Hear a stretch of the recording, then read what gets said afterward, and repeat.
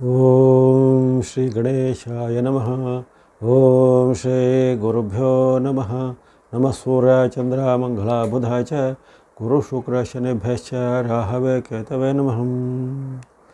ಪ್ರಿಯಂಗೋ ಕಲಿಕಾ ಶ್ಯಾಮಂ ರೂಪೇಣ ಪ್ರತಿಮಂ ಬುಧಂ ಸೌಮ್ಯಂ ಸೌಮ್ಯ ಗುಣೋಪೇತಂ ತಂ ಬುಧಂ ಪ್ರಣಮಾಮ್ಯಹಂ. ನಮಸ್ತೆ. ಆಸ್ಟ್ರೋ ಆಚಾರ್ಯ ಗುರುಜಿ ವಾಹಿನಿಗೆ ತಮಗೆಲ್ಲರಿಗೂ ಆದರದ ಸ್ವಾಗತ. ವಾಹಿನಿಯನ್ನು ನಿರಂತರ ವೀಕ್ಷಿಸಿ ಪ್ರೋತ್ಸಾಹಿಸಿ ಸಬ್ಸ್ಕ್ರೈಬ್ ಮಾಡುವಂಥ ತಮಗೆಲ್ಲರಿಗೂ ಅನಂತ ಧನ್ಯವಾದಗಳನ್ನು ಸಲ್ಲಿಸುತ್ತಾ ಇವತ್ತಿನ ವಿಶೇಷ ಕಾರ್ಯಕ್ರಮ ಬುಧನ ವಕ್ರಗತಿಯ ವಿಶ್ಲೇಷಣೆಗೆ ಸ್ವಾಗತ. ಇದೇ ಜೂನ್ 29ರಂದು ಬುಧ ಗ್ರಹದ ವಕ್ರ ಚಲನೆ ಆರಂಭ ಆಗುತ್ತೆ. ಸುಮಾರು 23 ದಿನಗಳು, ಅಂದರೆ ಈ ಜುಲೈ ತಿಂಗಳ 8ನೇ ತಾರೀಕಿನ ಬಳಿಕನೂ ಅಲ್ಲಿ ಮಿಥುನ ರಾಶಿಯಲ್ಲಿ ಆತನಿಗೆ ರೋಜು ಬರುತ್ತೆ. ಮೊದಲು ಆರಂಭದಲ್ಲಿ ಕಟಕ ರಾಶಿಯಲ್ಲಿ ಇರುತ್ತಾನೆ. ಕಟಕದಲ್ಲಿದ್ದಂಥ ಬುಧ ಮತ್ತೆ ಮರಳಿ ಹಿಂದಕ್ಕೆ ಹೋಗುವಂತಹ ಘಟನೆ ಈ ಬಾರಿ ಜರುಗುತ್ತೆ. ಅಂದರೆ ಮಿಥುನ ರಾಶಿಯಲ್ಲಿ ವಕ್ರಗತಿಗೆ ಹೋಗ್ತಾನೆ. ಅದು ಜೂನ್ 29ರಂದು ಆರಂಭ ಆದರೆ ಅಲ್ಲಿ ಜುಲೈ 7ರವರೆಗೂ ಆತನು ಕಟಕದಲ್ಲೇ ವಕ್ರಿ. ಆ ಬಳಿಕ ಹಿಂದಿನ ರಾಶಿಗೆ ಮತ್ತೆ ಪ್ರಯಾಣ ಬೆಳೆಸ್ತಾನೆ. ಅದು ಜುಲೈ 23ರವರೆಗೂ ಅಲ್ಲಿ ಆತನು ಇರ್ತಾನೆ. ಹಾಗಾಗಿ ಅಲ್ಲಿ ವಿಶೇಷವಾಗಿ ಈ ಒಂದು ಬುಧನ ವಕ್ರಗತಿಯ ಚಲನೆಯ ಒಂದು ಸುಮಾರು 24 ದಿನಗಳ ಒಂದು ವಕ್ರ ವಿಶ್ಲೇಷಣೆ ಜರುಗುತ್ತೆ. ಹಾಗಾಗಿ ಅಲ್ಲಿ ಆ ಬುಧನಿಂದ ಆಗುವಂತಹ ಒಂದು ಜಾಗತಿಕ ಪರಿಣಾಮ, ಬುಧನಿಂದ ಆಗತಕ್ಕಂತಹ ರಾಶಿಗಳ ಮೇಲೆ ಪರಿಣಾಮ ವ್ಯತಿರಿಕ್ತವಾಗಿರುತ್ತೆ. ಶುಭ ಗ್ರಹಗಳ ಪಟ್ಟಿಯಲ್ಲಿ ಇರುವಂಥವನು ಬುಧ ಗ್ರಹ. ಗುರು, ಶುಕ್ರ, ಬುಧ, ಚಂದ್ರ ಇವರು ಈ ಶುಭ ಗ್ರಹಗಳೆಂದು ಪರಿಗಣಿಸಲ್ಪಟ್ಟಂತಹ ಗ್ರಹಗಳಾಗಿವೆ.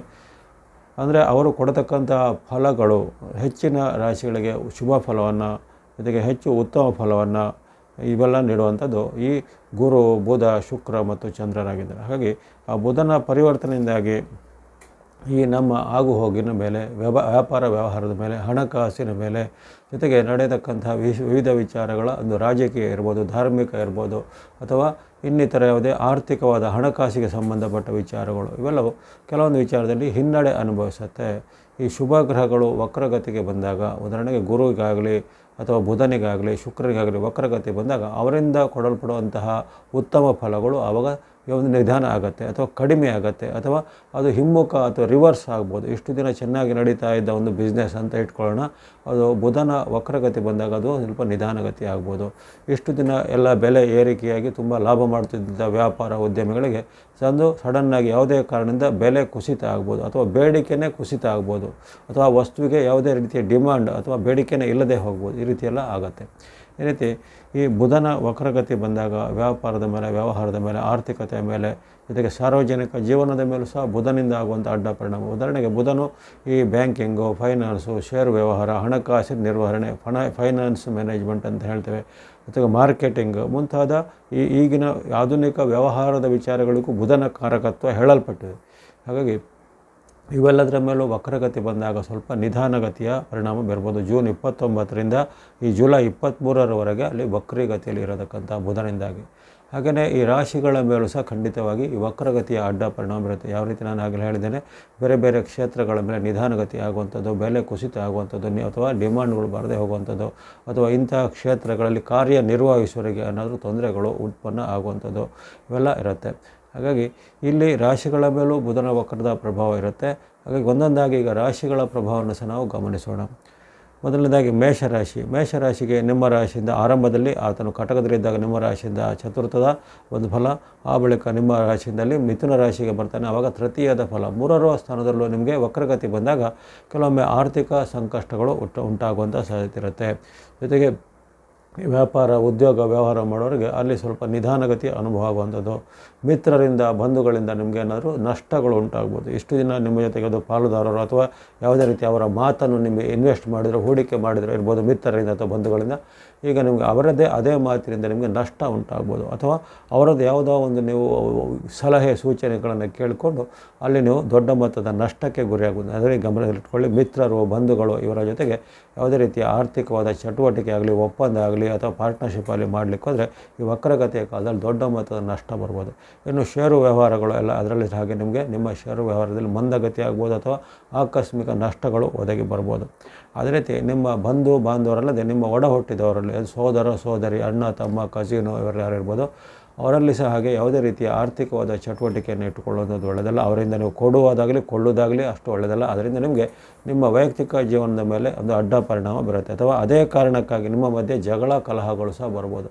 ಹಾಗಾಗಿ ಇಲ್ಲಿ ನೀವು ಆರ್ಥಿಕವಾಗಿ ಈ ಒಂದು ಅವಧಿಯಲ್ಲಿ ಜೂನ್ 29ರಿಂದ ಜುಲೈ 23 ಅವಧಿಯಲ್ಲಿ ಆರ್ಥಿಕವಾಗಿಯೂ ನಿಮ್ಮ ವ್ಯಾವಹಾರಿಕವಾಗಿಯೂ ಜೊತೆಗೆ ಸಂಬಂಧ ಬಾಂಧವ್ಯಗಳು, ಅದು ತಂದೆ ಮಕ್ಕಳದಿರ್ಬೋದು, ತಾಯಿ ಮಕ್ಕಳದಿರ್ಬೋದು, ಅಥವಾ ಸಹೋದರ ಸಹೋದರಿರ್ಬೋದು, ಮಿತ್ರರದಿರ್ಬೋದು, ಕೊಲೀಗ್ಸ್ಗಳಲ್ಲಿ ಇರ್ಬೋದು, ಯಾರದೇ ರೀತಿಯ ಬಾಂಧವ್ಯ ಈಗ ಹಾಳಾಗುವಂಥ ಸಾಧ್ಯತೆ, ವಿಶೇಷವಾಗಿ ಹಣದ ವಿಚಾರವಾಗಿ ಹಾಳಾಗುವಂಥ ಸಾಧ್ಯತೆ ಕಂಡು ಬರುತ್ತೆ. ಹಾಗಾಗಿ ಈ ವಿಚಾರವಾಗಿ ತುಂಬ ಎಚ್ಚರಿಕೆಯನ್ನು ಮೇಷರಾಶಿಯವರು ಗಮನಿಸಬೇಕು. ಜೂನ್ 29ರಿಂದ ಜುಲೈ 23 ಅವಧಿಯ ಈ ಬುಧನ ವಕ್ರಗತಿ ಅವಧಿ ನಿಮಗೆ ಅಷ್ಟೊಂದು ಈ ಜನರಲ್ ಆಗಿ ಫೇವರೇಬಲ್ ಆಗಿಲ್ಲ. ಆರೋಗ್ಯ ಇದರ ಮೇಲೇನೂ ಪ್ರಮಾಣ ಬೀರೋದಿಲ್ಲ, ಅಥವಾ ನಿಮ್ಮ ಉದ್ಯೋಗ ವೃತ್ತಿ ಮೇಲೆ ಪ್ರಮಾಣ ಬೀರೋದಿಲ್ಲ.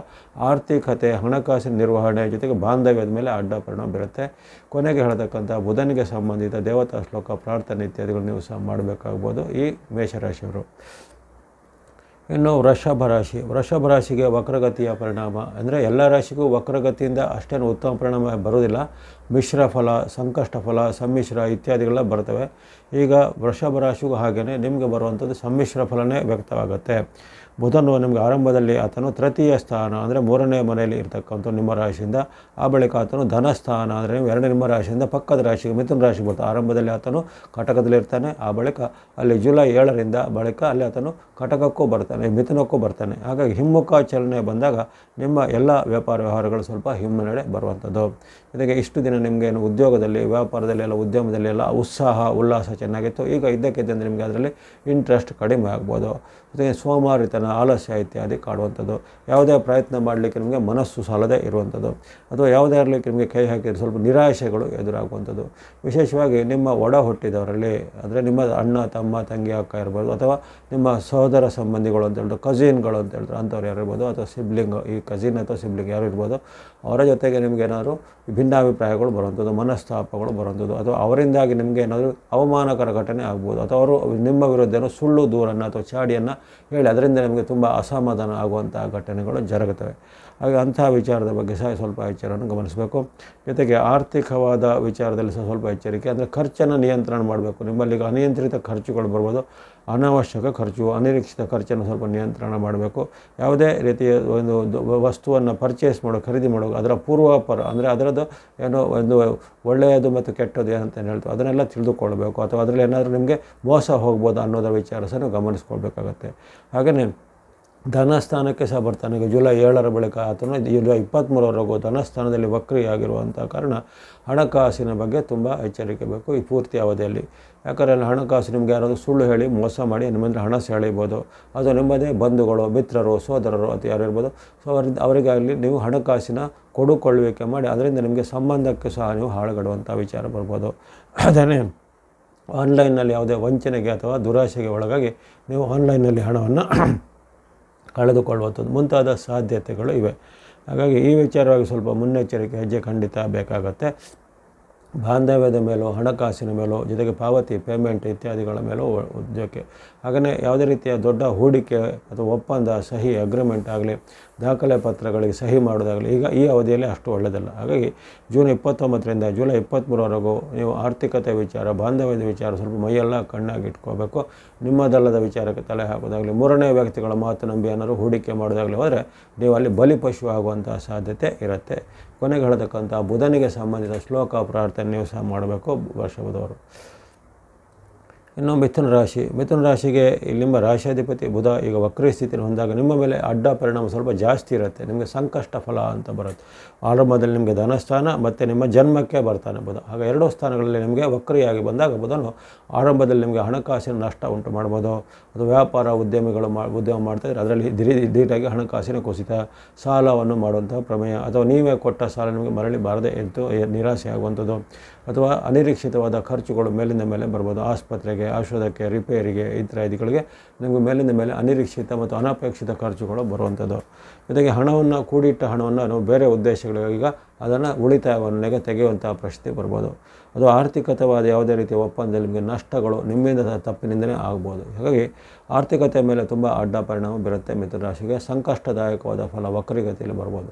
ಹಾಗೆಯೇ ಆತನು ಮತ್ತೆ ಈ ಕಟಕಕ್ಕೆ ಹೋಗ್ತಾನೆ, ಆವಾಗಲೂ ಹಾಗೆಯೇ ನಿಮಗೆ ಆ ಕಟಕದಿಂದ ಮಿಥುನಕ್ಕೆ ಬಂದಾಗಲೂ ನಿಮ್ಮ ಜನ್ಮಕ್ಕೆ ಬರ್ತಾನೆ ಮರಳಿ. ಹಾಗಾಗಿ ಆ ಜನ್ಮಕ್ಕೆ ಬಂದಾಗಲೂ ಆರೋಗ್ಯದ ಮೇಲೆ, ಹಣಕಾಸಿನ ಮೇಲೆ, ವೈಯಕ್ತಿಕ ಜೀವನದ ಮೇಲೆ, ಕೌಟುಂಬಿಕ ಜೀವನದ ಮೇಲೆ ಪರಿಣಾಮ ಬರುತ್ತೆ.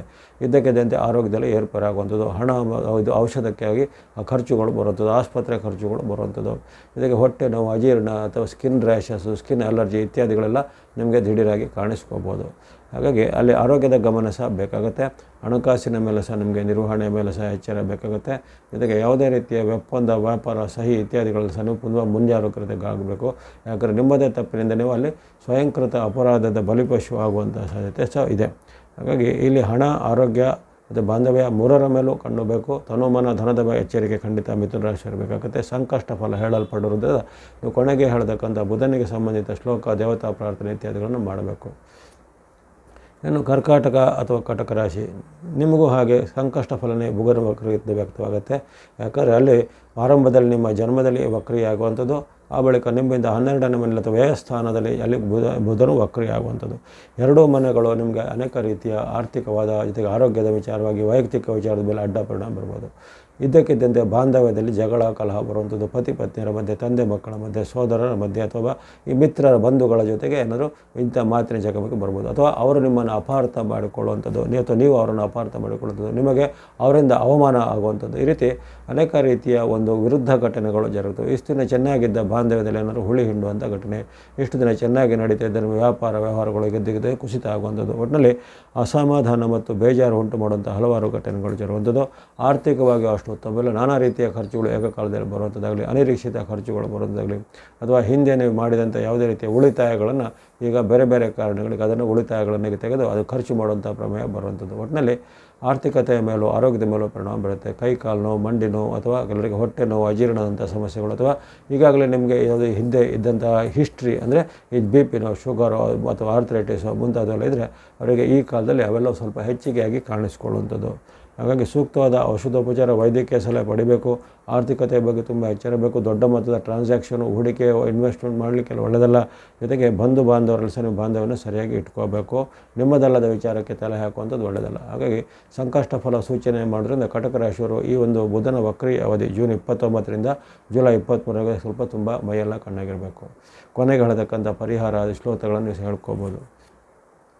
ಇನ್ನು ಸಿಂಹರಾಶಿಗೆ ಆರಂಭದಲ್ಲಿ ನಿಮ್ಮ ರಾಶಿಯಿಂದ ನಷ್ಟದ ಅಥವಾ ವ್ಯಯಸ್ಥಾನದಲ್ಲಿ ಇರತಕ್ಕಂಥ ಬುಧನಿಗೆ ವಕ್ರಗತಿ ಬರುವಂಥದ್ದು, ಆ ಬಳಿಕ ನಿಮ್ಮಿಂದ ಲಾಭಸ್ಥಾನದಲ್ಲಿರತಕ್ಕಂಥ ಬುಧನಿಗೆ ವಕ್ರಿಗೆ ಬರ್ತದೆ. ಆರಂಭದಲ್ಲಿ ಸ್ವಲ್ಪ ಸಂಕಷ್ಟ ಜಾಸ್ತಿ, ಇಲ್ಲಿ ಜೂನ್ 29ರಿಂದ ಜುಲೈ 7ರವರೆಗೂ ಸ್ವಲ್ಪ ಸಂಕಷ್ಟ, ನಷ್ಟ, ಕಷ್ಟಗಳು ಬರುವಂಥದ್ದು. ಇದ್ದಕ್ಕಿದ್ದಂತೆ ನಿಮ್ಮ ವ್ಯಾಪಾರ ಕುಸಿತ ಆಗುವಂಥದ್ದು, ಅಥವಾ ಹವಾಮಾನ ವೈಪರೀತ್ಯ ಅಥವಾ ಇನ್ನಿತರದ ರಾಜಕೀಯವಾದ ಕಾರಣಗಳಿಂದ ನಿಮ್ಮ ಉದ್ಯಮ, ವ್ಯಾಪಾರ, ವ್ಯವಹಾರ ನೆಲ ಕಚ್ಚಬೋದು, ಅಥವಾ ಇದ್ದಕ್ಕಿದ್ದಂತೆ ಭಾರೀ ಮೊತ್ತದ ನಷ್ಟಗಳು ನಿಮಗೆ ಉಂಟಾಗ್ಬೋದು. ಈ ರೀತಿ ಎಲ್ಲ ಸಾಧ್ಯತೆ ಇರುತ್ತೆ. ಕೃಷಿಕರು, ಕೈಗಾರಿಕೆ ಮುಂತಾದ ಮಾಡೋರಿಗೆ ಅಥವಾ ಕೃಷಿ ಚಟುವಟಿಕೆ ಮಾಡೋರಿಗೆ ಹೇಗೆ ಬೆಲೆ ಕುಸಿತದ ತೊಂದರೆ, ಹವಾಮಾನ ವೈಪರೀತ್ಯದ ತೊಂದರೆಯಿಂದ ನಿಮಗೆ ತುಂಬ ನಷ್ಟಗಳು ಎದುರಾಗಬಹುದು. ಹಾಗೆಯೇ ವ್ಯಾಪಾರ ಉದ್ಯಮಿಗಳಿಗೂ ಸಹ ನಿರಾಸೆ ಆಗುವಂಥ ಘಟನೆ, ಇನ್ನು ಇನ್ವೆಸ್ಟ್ಮೆಂಟು, ಷೇರು ಮುಂತಾದ ವ್ಯವಹಾರಗಳ ನಷ್ಟದ ಅನುಭವ ನಿಮಗೆ ಆರಂಭದಲ್ಲಿ ಆಗುವಂಥ ಸಾಧ್ಯತೆ ಇರುತ್ತೆ. ಅದೇ ಆತನ ಒಂದು ಮುಂದಿನ ರಾಶಿಗೆ ಅಂದರೆ ಹಿಂದಿನ ರಾಶಿಯಿಂದ ಮುಂದಿನ ರಾಶಿಯಿಂದ ಹಿಂದಿನ ರಾಶಿಯಿಂದ ಮಿಥುನಕ್ಕೆ ಬರುವಂಥ ಕಾಲ. ಆ ಮಿಥುನಕ್ಕೆ ಬರುವಂಥ ಕಾಲದಲ್ಲಿ ಸ್ವಲ್ಪ ಚೇತರಿಕೆ ಇರ್ಬೋದು. ಅಂದರೆ ಜುಲೈ 7ರ ಬಳಿಕ ಜುಲೈ 23ರವರೆಗೂ ಸುಮಾರು 16 ದಿನಗಳಲ್ಲಿ ನಿಮಗೆ ಆ ಸ್ವಲ್ಪ ಚೇತರಿಕೆ ಅನುಭವ ಸಹ ಆಗ್ಬೋದು. ಒಟ್ಟಿನಲ್ಲಿ ನಿಮಗೆ ಆರಂಭದಲ್ಲಿ ಸ್ವಲ್ಪ ಸಂಕಷ್ಟ ಫಲ, ಆಮೇಲೆ ಸ್ವಲ್ಪ ಮಿಶ್ರ ಫಲಗಳು ವ್ಯಕ್ತವಾಗಿರೋ ಕಾರಣ ನೀವು ಸ್ವಲ್ಪ ಮೈಯೆಲ್ಲ ಕಣ್ಣಾಗಿರಬೇಕು. ಹಣಕಾಸು ವಿಚಾರ, ವ್ಯಾಪಾರ ಉದ್ಯಮದ ವಿಚಾರ, ಮೂರನೇ ವ್ಯಕ್ತಿಗಳಿಗೆ ನಂಬಿಕೊಂಡು ಏನಾದ್ರು ಹೂಡಿಕೆ ಮಾಡುವಂಥ ವಿಚಾರದಲ್ಲಿ ಸ್ವಲ್ಪ ಎಚ್ಚರಿಕೆ ಹೆಚ್ಚಬೇಕು.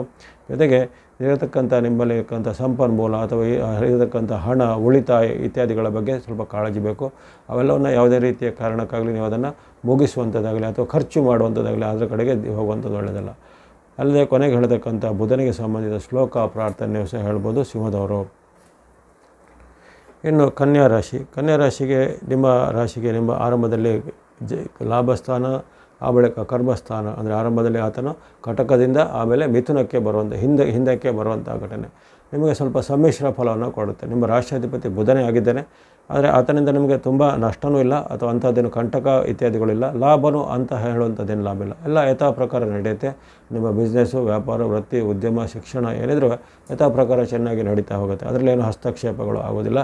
ಜೊತೆಗೆ ಕೆಲವೊಬ್ಬರಿಗೆ ಖರ್ಚುಗಳು ಸ್ವಲ್ಪ ಜಾಸ್ತಿ ಬರ್ಬೋದು. ಈ ಅವಧಿಯಲ್ಲಿ ಖರ್ಚುಗಳು, ವೆಚ್ಚಗಳು ಸ್ವಲ್ಪ ಜಾಸ್ತಿ ಬರುವಂತಹ ಸಾಧ್ಯತೆ ಇರುತ್ತೆ. ಅದರ ಹೊರತು ಹೆಚ್ಚಿನ ಏನು ತೊಂದರೆಗಳೇನಿಲ್ಲ, ಆತಂಕ, ಭಯ ಪಡುವಂಥದ್ದಿಲ್ಲ. ಆಸಕ್ತಿ ಇದ್ದರೆ ಕೊನೆಗಳಿರ್ತಕ್ಕಂಥ ಬುಧನಿಗೆ ಸಂಬಂಧಿಸಿದ ಶ್ಲೋಕ ಪ್ರಾರ್ಥನೆ ನೀವು ಹೇಳ್ಕೊಬೋದು.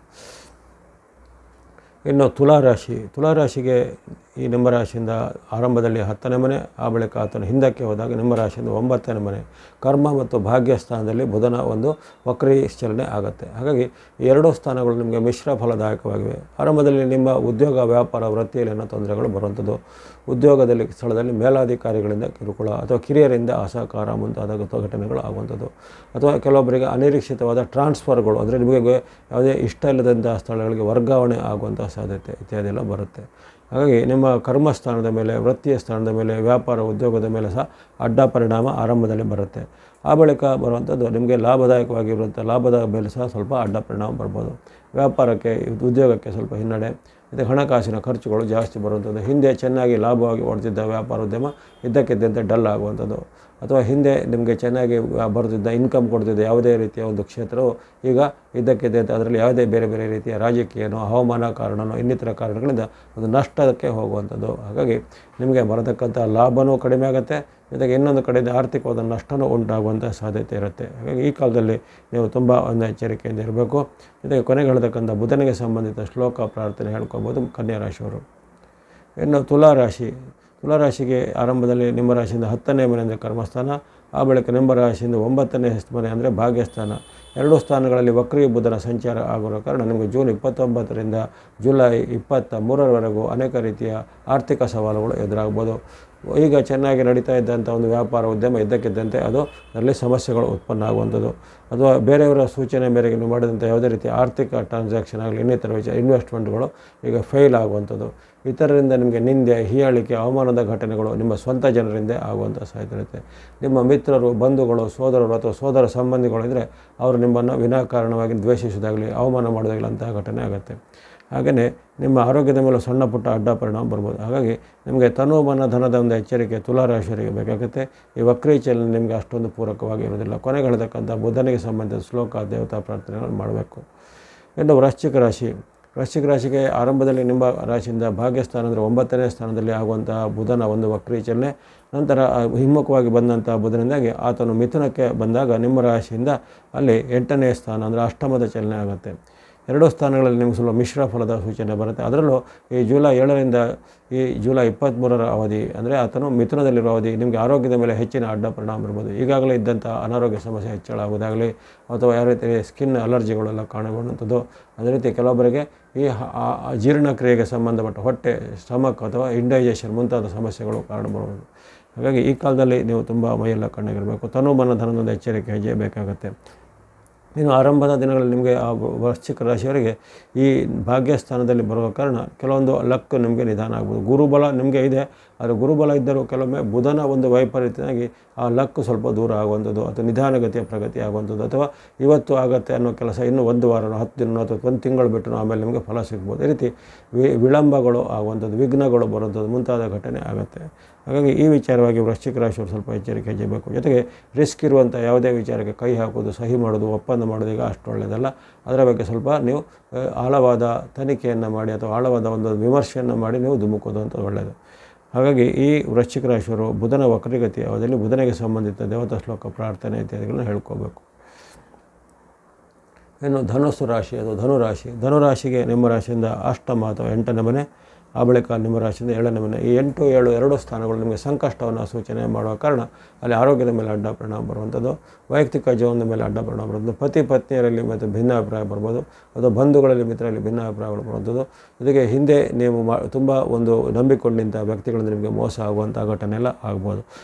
ಹಾಗೆಯೇ ಧನುರಾಶಿಯವರಿಗೆ ಹಣದ ವಿಚಾರವಾಗಿ ಸ್ವಲ್ಪ ಆರ್ಥಿಕ ಸಂಕಷ್ಟಗಳು ಎದುರಾಗುವಂಥದ್ದು, ನಿಮ್ಮ ಉಳಿತಾಯ ಹೂಡಿಕೆಗಳೆಲ್ಲ ಈಗ ನಿಮಗೆ ಸರಿಯಾಗಿ ಹತೋಟಿ ಸಿಗದೆ ಕೈಗೆ ಸಿಗದೆ ಹೋಗ್ಬೋದು, ಅಥವಾ ಇತರರು ನಿಮಗೆ ದೊಡ್ಡ ಮೊತ್ತದ ವಂಚನೆಯನ್ನು, ಮೋಸವನ್ನು ಮಾಡುವಂಥ ಸಾಧ್ಯತೆ ಸಹ ಅಲ್ಲಗಳೆವಂತಿಲ್ಲ. ಇನ್ನು ಪತಿ ಪತ್ನಿಯರ ಬಾಂಧವ್ಯ, ಬಂಧು ಮಿತ್ರರ ಬಾಂಧವ್ಯ ಹದಗೆಡುತ್ತೆ. ಪತಿ ಪತ್ನಿಯರ ಮಧ್ಯೆ ದಾಂಪತ್ಯ ಕಲಹಗಳು ಬರುವಂಥದ್ದು, ಭಿನ್ನಾಭಿಪ್ರಾಯಗಳು ಬರುವಂಥದ್ದು, ಇತರ ಪರಸ್ಪರ ದ್ವೇಷ ಮಾಡುವಂಥದ್ದು ಮುಂತಾದ ಘಟನೆ ಆಗುವಂಥದ್ದು.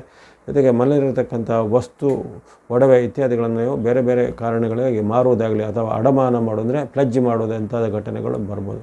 ಹಾಗಾಗಿ ತನುಮನ ಧನದ ಮೇಲೆ, ವೈಯಕ್ತಿಕ ಜೀವನದ ಮೇಲೆ, ಕೌಟುಂಬಿಕ ಜೀವನ ತುಂಬ ಅಡ್ಡ ಪರಿಣಾಮ ಈ ಧನುರಾಶಿಯವರಿಗೆ ಬರ್ಬೋದು. ಬುಧನ ವಕ್ರಗತಿ ಅವಧಿ ಜೂನ್ 29ರಿಂದ ಈ ಜುಲೈ 23ರವರೆಗೆ.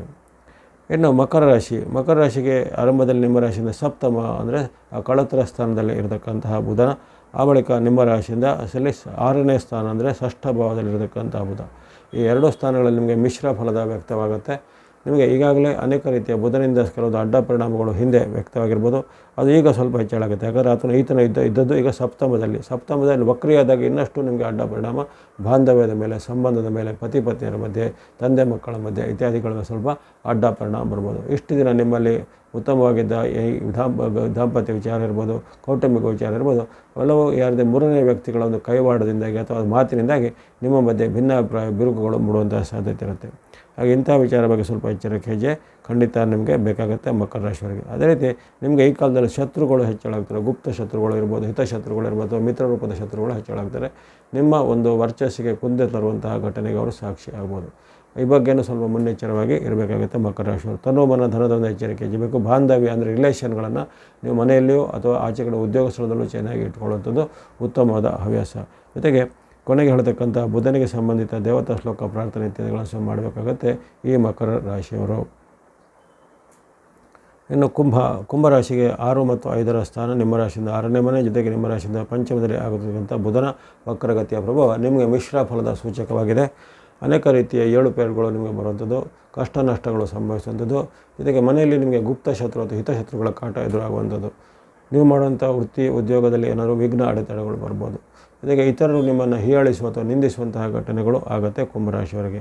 ಹಾಗೆಯೇ ನಿಮ್ಮ ಒಂದು ಮಕ್ಕಳಿಗೆ ಯಾರ್ಯಾರು ಕುಂಭರಾಶಿಯವರು ಇರ್ತಾರೆ ಅವರ ಮಕ್ಕಳಿಗೆ ಸ್ವಲ್ಪ ಹಿನ್ನಡೆ, ಮಕ್ಕಳಲ್ಲಿ ಅನಾರೋಗ್ಯ ಸಮಸ್ಯೆ ಅಥವಾ ಮಕ್ಕಳ ಓದಿನಲ್ಲಿ ಸ್ವಲ್ಪ ಏನಾದರೂ ಸಮಸ್ಯೆಗಳು ಕಾಣಿಸಿಕೊಳ್ಳುವಂಥದ್ದು ಇತ್ಯಾದಿ ಬರ್ಬೋದಾಗಿದೆ. ಆ ಬಗ್ಗೆ ಸಹ ಎಚ್ಚರಿಕೆ ಜನ ಈ ಒಂದು ರಾಶಿಯವರು ಅನ್ನಿಸಬೇಕಾಗತ್ತೆ ಕುಂಭರಾಶಿಯವರು. ಹಾಗೆಯೇ ನಿಮಗೆ ಈ ತಿಂಗಳು ಪೂರ್ತಿ ಇರತಕ್ಕಂಥ ಬುಧನ ಒಂದು ಗೋಚಾರದ ಫಲ ಸಾಮಾನ್ಯವಾಗಿ ಪಂಚಮದಲ್ಲಿ ಮತ್ತು ಷಷ್ಠದಲ್ಲಿ ಅಂದರೆ 5, 6ರ ಮನೆಯಲ್ಲಿ ಇದ್ದ ಕಾರಣ ಆ ಸ್ಥಾನದಲ್ಲೂ ನಿಮಗೆ ಹೆಚ್ಚೇನು ಬುಧನ ಅನುಕೂಲ ಸಿಕ್ಕಿಲ್ಲ. ಈತನು ವಕ್ರಿಯಾಗಿದ್ದಲು ಈಗ ಬುಧನ ಹೆಚ್ಚಿಗೆ ನಿಮಗೆ ಅನುಕೂಲ ಸಿಗೋದಿಲ್ಲ. ಕೊನೆಗೆ ಹೇಳ್ತಕ್ಕಂಥ ಬುಧನಿಗೆ ಸಂಬಂಧಿಸಿದ ಶ್ಲೋಕ ಪ್ರಾರ್ಥನೆ ಇತ್ಯಾದಿಗಳನ್ನು ಕುಂಭರಾಶಿಯವರು ಮಾಡಬೇಕಾಗತ್ತೆ. ಕೊನೆಯದಾಗಿ ಮೀನರಾಶಿಗೆ ನಿಮ್ಮ ರಾಶಿಯಿಂದ ಪಂಚಮ ಅಥವಾ 5ನೇ ಸ್ಥಾನ, ಆ ಬಳಿಕ ಬರುವಂಥದ್ದು ಅಲ್ಲಿ 4ನೇ ಸ್ಥಾನ ಅಥವಾ ಸಹಜ ಸ್ಥಾನ. 4 ಮತ್ತು 5ರ ಭಾವದಲ್ಲಿ ಬುಧನು ನಮ್ಮ ಬಾಂಧವ್ಯದ ಮೇಲೆ, ತಂದೆ ಮಕ್ಕಳ ಬಾಂಧವ್ಯ, ತಾಯಿ ಮಕ್ಕಳ ಬಾಂಧವ್ಯ ಹದಗೆಡ್ಬೋದು, ಅಥವಾ ಇದ್ದಕ್ಕಿದ್ದ ನಿಮಗೆ ತಂದೆಯನ್ನು ತಾಯಿಯನ್ನು ದ್ವೇಷಿಸುವಂಥ ಒಂದು ಟೆಂಡೆನ್ಸಿ ನಿಮಗೆ ಬರ್ಬೋದು, ಅಥವಾ ನಿಮ್ಮನ್ನು ಇನ್ನಷ್ಟು ನಿಮಗೆ ಅವರು ಬೈಗಳು ಮಾಡುವಂಥದ್ದು, ಇನ್ನಷ್ಟು ನಿಮ್ಮ ದ್ವೇಷಿಸುವಂಥ ಸ್ಥಿತಿ ಅವರ ಮನಸ್ಸಲ್ಲಿ, ತಂದೆ ತಾಯಿ ಮನಸ್ಸಲ್ಲೂ ಬರ್ಬೋದು. ಆ ಬಗ್ಗೆ ಸ್ವಲ್ಪ ಎಚ್ಚರಿಕೆಯನ್ನು ಗಮನಿಸಬೇಕು. ಮಾತು ಬಲ್ಲವನಿಗೆ ಜಗಳವಿಲ್ಲ, ಈ ತತ್ವವನ್ನು ನೀವು ಅನುಸರಣೆ ಮಾಡಬೇಕು. ಇನ್ನಿತರ ವಿಚಾರಕ್ಕೆ ಅನವಶ್ಯಕ ತಲೆ ಹಾಕೋದಾಗಲಿ ಅಥವಾ ಇನ್ನಿತರ ಮೂರನೇ ವ್ಯಕ್ತಿಗಳಾಗಿ ನೀವು ಜಗಳವನ್ನು ಬಿಡಿಸುವಂಥದ್ದು ಹೋಗೋದಾಗಲಿ ಅವೆಲ್ಲ ಈಗ ನಿಮಗೆ ಅಷ್ಟು ಹಿಡಿಸುವುದಿಲ್ಲ. ಆ ಬಗ್ಗೆ ಎಚ್ಚರವನ್ನು ಗಮನಿಸಬೇಕು. ಇನ್ನು ಮೀನರಾಶಿಯವರಿಗೆ ಈ ತಾಯಿ ಮತ್ತು ತಂದೆ ಮುಂತಾದ ವಿಚಾರದಲ್ಲಿ ಸ್ವಲ್ಪ ಅನೇಕ ರೀತಿಯ ಅವರ ಒಂದು ಬಾಂಧವ್ಯದಲ್ಲಿ ಕುಸಿತ ಆಗುವಂಥ ಘಟನೆಗಳು ಜರಬಹುದು, ಅಥವಾ ನಿಮ್ಮ ಯಾವುದೇ ವೈಯಕ್ತಿಕ ವಿಚಾರದ ಮೇಲೆ ಅವರು ತಂದೆ ತಾಯಿ ತುಂಬ ಒಂದು ಚಿಂತಿತರಾಗುವಂಥ ವಿಚಾರ ಎಲ್ಲ ಬರ್ಬೋದು.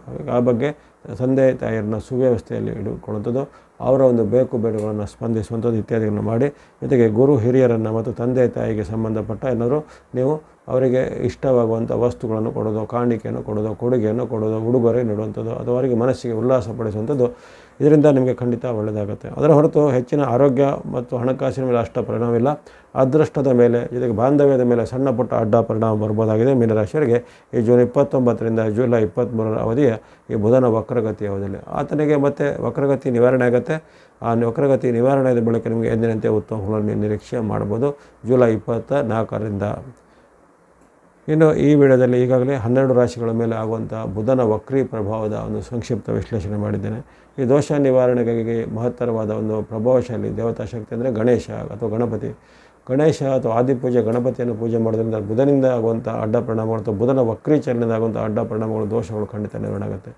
ಕಲಿಯುಗ ವರದಾಯಕನಂಥ ವಿನಾಯಕನಿಂದ ನೀವು ಓಂ ಗಂ ಗಣಪತಿ ಎಂಬಂಥ ಮೂಲ ಮಂತ್ರವನ್ನು ನಿರಂತರವಾಗಿ ಪಠನೆ ಮಾಡೋದ್ರಿಂದಲೂ ನಿಮ್ಮ ಒಂದು ಈ ಶ್ವಾಸಕೋಶ ನಿಮ್ಮ ಈ ಇನ್ನಿತರವಾದ ಆರೋಗ್ಯದ ವಿಚಾರ, ಹೃದಯ ಸಂಬಂಧಿ ದೋಷ ಇತ್ಯಾದಿಗಳು ಆ ಗಣೇಶನ ಶ್ಲೋಕದಿಂದ ನಿವಾರಣೆ ಆಗುತ್ತೆ. ಜೊತೆಗೆ ಯಾರಿಗೆ ಈ ಹಣಕಾಸಿಗೆ ಸಂಬಂಧಪಟ್ಟ ಆರ್ಥಿಕತೆಗೆ ಸಂಬಂಧಪಟ್ಟ ಹಿನ್ನಡೆ ಇದೆ, ಭಯ ಇದೆ, ಅವೆಲ್ಲವೂ ಆ ಗಣೇಶನಿಂದ ನಿಮಗೆ ಹೆಚ್ಚಿನ ಫಲ, ಉತ್ತಮ ಫಲ ಇರುತ್ತೆ. ವಕ್ರಿ ಕಾಲದಲ್ಲಿ ಆರೋಗ್ಯದ ಮೇಲೆ, ಹಣದ ಮೇಲೆ, ಜೊತೆಗೆ ವೈಯಕ್ತಿಕದ ಮೇಲೆ ಅಡ್ಡ ಪರಿಣಾಮ ಹೆಚ್ಚಿನ ರಾಶಿಗೆ ಬರುತ್ತೆ. ಅಂಥ ಯಾವುದೇ ರಾಶಿ ಇರ್ಬೋದು, ಅಂಥವರು ಗಣೇಶನ ಭಕ್ತಿ ಮಾಡೋದು ಸರ್ವಶ್ರೇಷ್ಠ. ಗಣೇಶನು ಬುಧನಿಂದ ಆಗುವಂಥ ಅಡ್ಡ ಪರಿಣಾಮ ನಿವಾರಣೆ ಮಾಡ್ತಾನೆ. ಅದೇ ರೀತಿ ಇನ್ನೊಂದು ದೇವತಾ ಶಕ್ತಿ ಅಂದರೆ ಬುಧನಿಗೆ ಸಂಬಂಧಿತ ನಾರಾಯಣ ಅಥವಾ ವಿಷ್ಣು.